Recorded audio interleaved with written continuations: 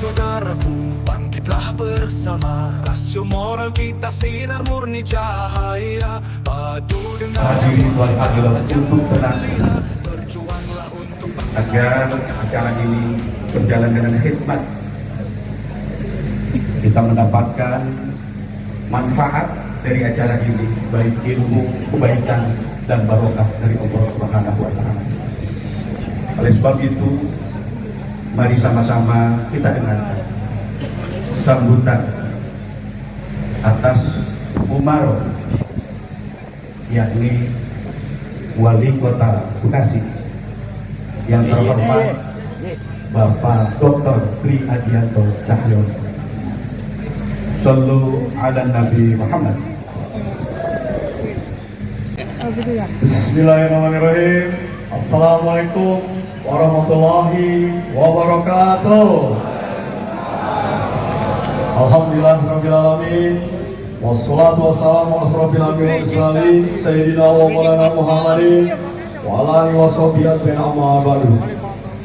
Itu yang sama-sama kita hormati, kita banggakan dan kita muliakan guru kita, orang tua kita, dan juga pemimpin besar kita, Al-Habib Muhammad Rizik. Semoga beliau selalu dalam kondisi yang sehat, beliau selalu dapat memberikan ilmu buat kita bersama, dan tentu dalam rangka untuk menebarkan kebaikan kepada seluruh umat.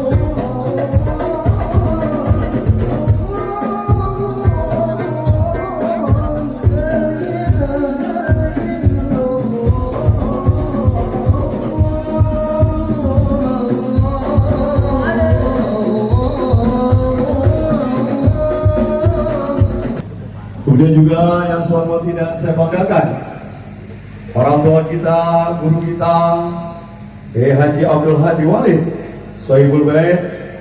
Semoga beliau juga dalam kondisi yang selalu sehat. Beliau bisa memberikan nasihat, arahan, dan tentu tuntunan agar kota Bekasi yang nyaman, kota Bekasi yang sejahtera bagi seluruh warga masyarakatnya bisa kita capai bersama-sama. Ya Habib, salam alaika.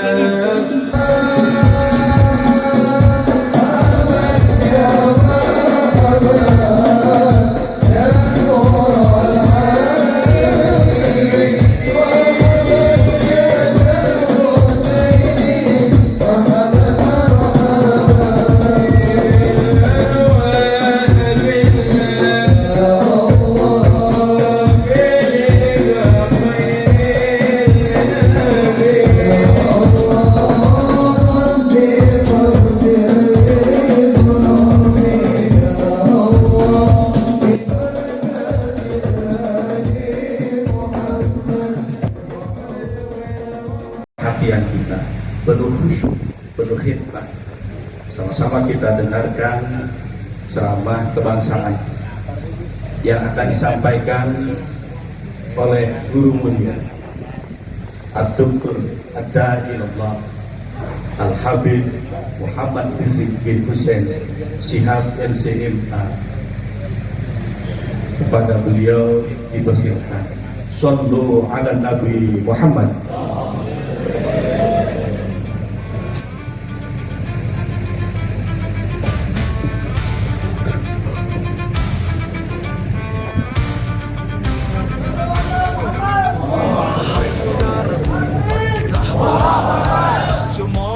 Sinar murni cahaya, padu dengan dakwah, jalan yang mulia, berjuanglah untuk bangsa dan agama.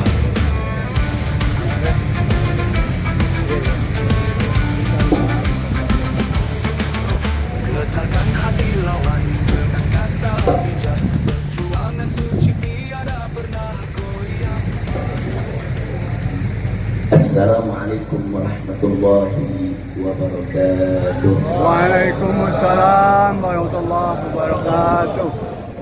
Bismillah walhamdulillah wala hawla wala quwwata illa billah.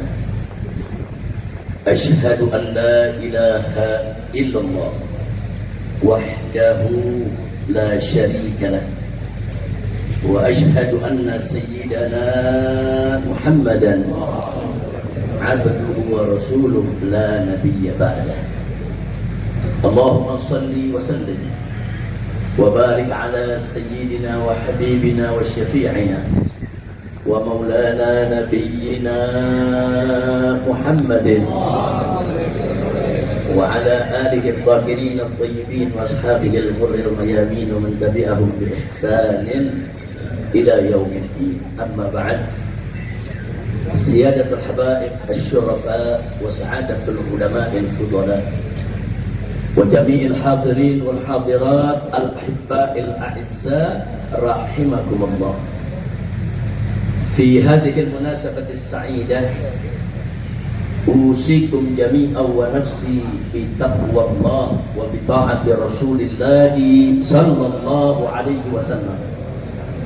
فنسأل الله سبحانه وتعالى أن يهدينا إلى صراطه المستقيم ويجعلنا من المتقين ويدخلنا جنته جنة النعيم بحق سيد المرسلين والحمد لله رب العالمين. فبمثل هذا الاجتماع وبمثل هذه الأيام من شهر شوال المبارك لا أنسى أن أهنئكم جميعا بعيد سعيد وعيد مبارك جعل الله وإياكم من العائدين والفائزين والمقبولين وكل عام وأنتم بخير. تقبل الله منا ومنكم صالح الأعمال آمين يا رب العالمين.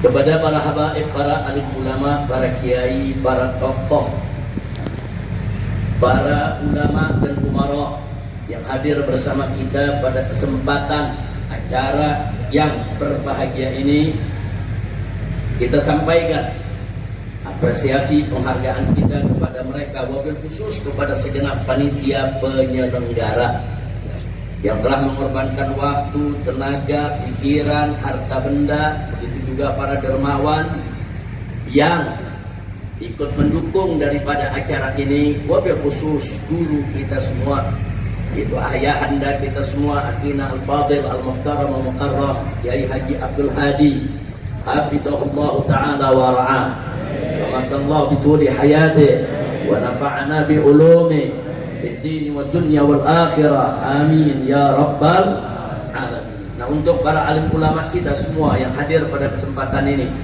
di sini ada Kiai Haji Ahmad Sobri Lubis, yaitu pimpinan Persada. Di sini ada Kiai Haji Abdul Qadir Aka, saudara. Dan di sini juga hadir ketua MUI kita. Bahkan tadi kita sudah dengar sambutan dari Bapak Wali Kota Bekasi. Saudara, kita doakan semuanya. Semoga semuanya panjang umur dalam taat dan ibadah, dalam sehat wal afiat. Begitu juga kita yang hadir di sini. Amin ya rabbal alamin. Ahibba'il kiram, sebagaimana sama kita maklumi, kumpulnya kita di tempat ini dalam rangka acara halal bihalal. Acara halal bihalal satu tradisi yang dilakukan oleh umat Islam di Indonesia ini sejak lama, dan ini merupakan tradisi yang baik selama dilaksanakan dengan cara-cara yang baik. Jadi kalau dalam acara semacam ini, di dalamnya dibacakan Al-Quranul Karim, dibacakan selawat buat Nabi, umat diajak berzikir, kemudian diberikan juga nasihat-nasihat keagamaan untuk umat, kemudian ada nilai silaturahim di dalamnya, saudara, saling bermaaf-maafan, maka tradisi semacam ini menjadi tradisi yang baik, dan insya Allah penuh keberkahan. Nah, jadi kita jangan kaku kalau melihat suatu tradisi. Nah, jangan dikit-dikit tersebutnya bid'ah, dolalah, musyrik, masuk neraka. Nah, kalau begitu cara kita nanti dakwah nggak berkembang ya, Wah.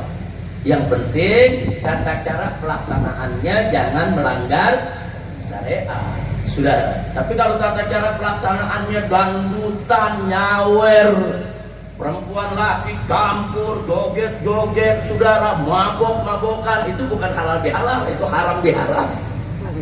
Na'udzubillah min dzalik. Jadi acara halal bihalal semacam ini silakan kita jaga, silakan kita lestarikan.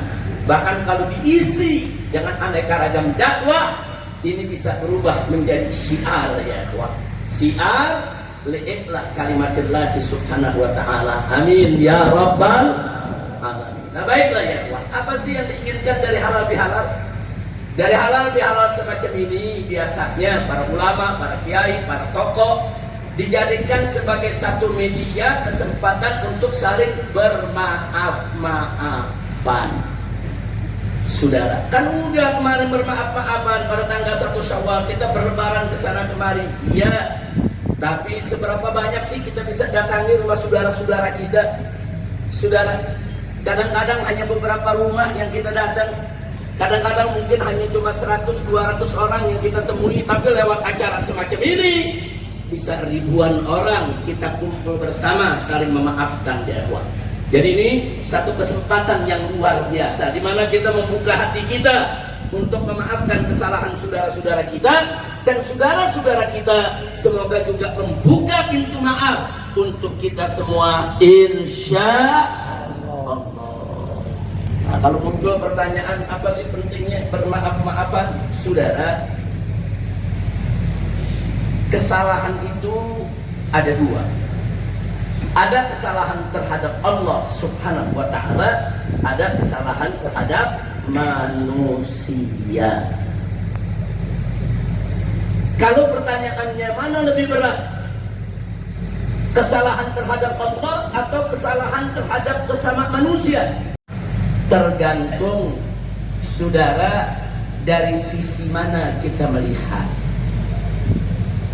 Kalau kita melihat dari sisi saudara, maha besarnya Allah, maha tingginya Allah, maha sucinya Allah, maha kuasanya Allah, saudara, tentu tidak pantas bagi manusia yang manapun untuk maksiat kepada Allah subhanahu wa ta'ala.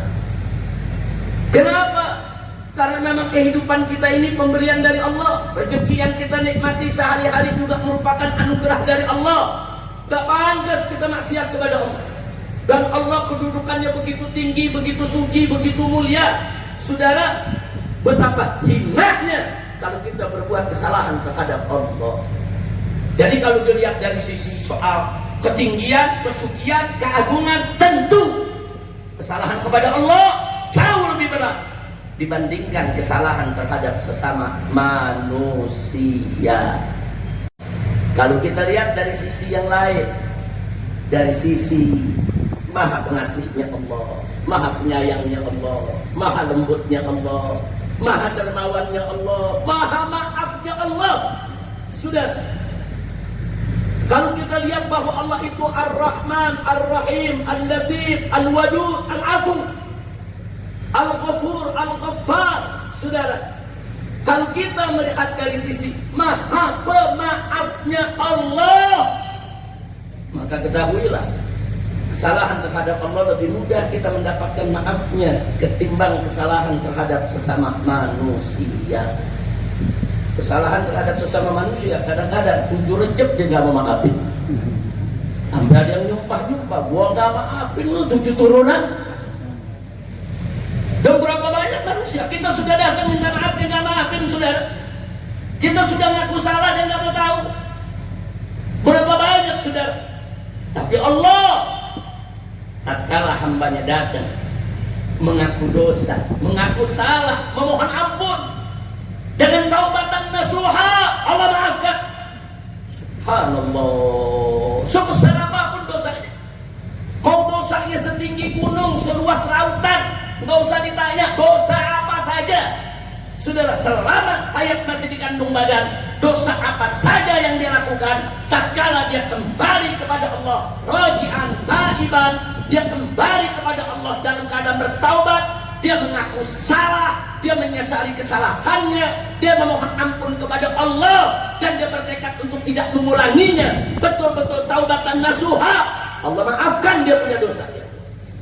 Makanya kalau dilihat dari sisi ini, maka kesalahan kepada manusia lebih berat dibandingkan kesalahan kepada Allah. Jadi kalau ada yang tanya begitu, mana yang lebih berat antara salah kepada Allah atau salah kepada manusia? Tergantung. Dari mana kita melihat? Tergantung dari mana kita mandang. Kalau kita melihat dari segi ketinggian Allah, kekuasaan Allah, kemuliaan Allah, ya tentu kesalahan kepada Allah lebih berat daripada kesalahan sesama manusia. Tapi kalau kita lihat betapa Allah mudah memaafkan kesalahan hamba. Bahkan Allah senang kalau hambanya habis berbuat dosa, segera datang taubat. Subhanallah. Tapi betul-betul taubatan nasuha, ya ikhwan. Nah, maka itu sekali lagi kalau dilihat dari segi maafnya Allah, sulitnya mendapatkan maaf dari manusia, maka kesalahan terhadap manusia jauh lebih berat dibandingkan kesalahan terhadap Allah. Makanya jangan kita berbuat salah baik terhadap Allah maupun terhadap manusia.